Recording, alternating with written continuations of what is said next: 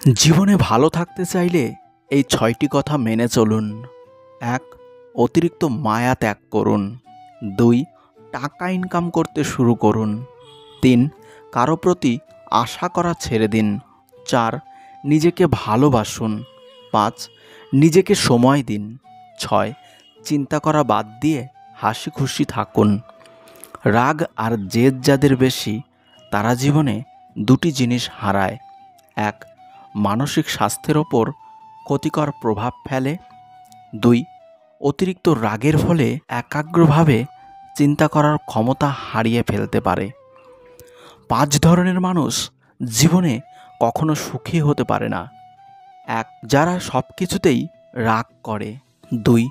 যারা অপরকে সুখে থাকতে দেখলে জ্বলে ওঠে। ৩.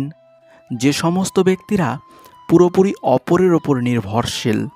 ৪. যে ব্যক্তিরা অল্পতেই সন্তুষ্ট না। ৫.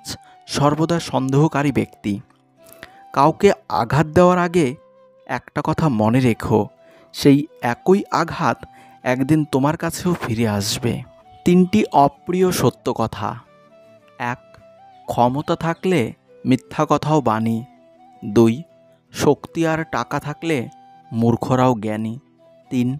পৃথিবীতে আমরাই শ্রেষ্ঠ জাতি। মৃত্যুর আগে পর্যন্ত ২টি কথা কখনো ভুলবেন না।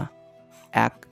চোখের জল ফেললেই কেউ আপনার আপনজন হয়ে যাবে না, কারণ যে আপনার আপন সে কখনোই আপনাকে কাঁদতে দেবে না।